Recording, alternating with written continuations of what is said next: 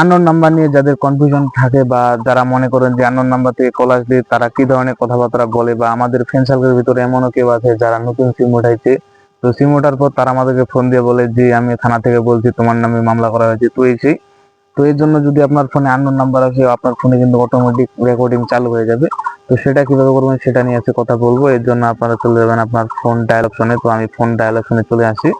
তো ফোন অপশনে আসার পরে আপনি উপরের দিকে দেখবেন যে থ্রি ডট নামে একটি অপশন আছে।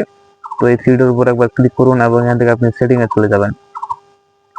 তো এই সেটিং এ আসার পরে এখানে অল অপশন দেখতে পারবেন এবং যা যা আছে। তো তার মধ্যে আমরা যেহেতু এখানে আননোন নাম্বার থেকে কল রেকর্ডিং করবো এবং যদি কেউ আপনাকে আননোন নাম্বার থেকে কল করে তাহলে কিন্তু সেটা অটোমেটিকলি রেকর্ড হবে। তো এটার জন্য আপনারা এখানে দেখতে পারবেন, একটু স্ক্রল করবেন নিচের দিকে।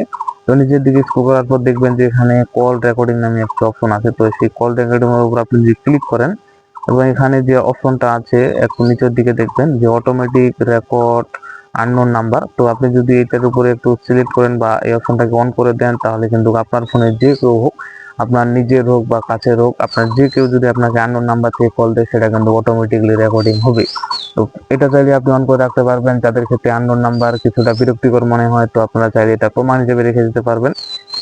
তো এইভাবে আপনারা চাইলে আননোন নাম্বার থেকে যদি আপনাকে কেউ কল দেয় আপনি কিন্তু এখান থেকে কল রেকর্ড করতে পারবেন।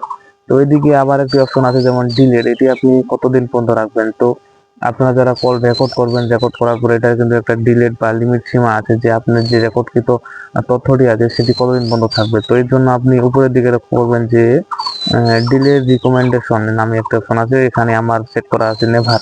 যদি আপনি এখানে আফটার 7 ডেজ সেট করে দেন তো এটা ফলে কি হবে, আপনি যে রেকর্ড হয়েছে বা আপনাকে যে আননোন নাম্বার থেকে কল দিয়েছে যে কেউ হোক, সেখানে যদি কোনো রেকর্ড হয়ে থাকে বা আননোন নাম্বার থেকে যে কল আপনাকে দিয়েছে সেটা রেকর্ডকৃত তথ্যটি 7 দিন পরে কিন্তু আপনি সেটাকে আর পাবেন না।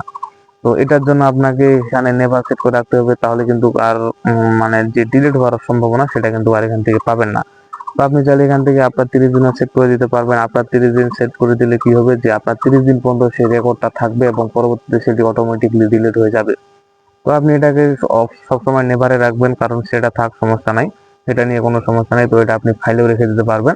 তো এছাড়াও আপনি ফোন থেকে ডিলিট করে দিতে পারবেন। তো এইভাবে চাইলে আপনি আপনার যদি আননোন নাম্বার থেকে আপনার কল আসে বা আপনাকে কল করে কেউ বিরক্ত করে, তো এইভাবে কিন্তু আপনারা চাইলে এই সেটটা করে নিতে পারবেন এবং পরবর্তীতে আপনাদের কাজে আসতে পারে।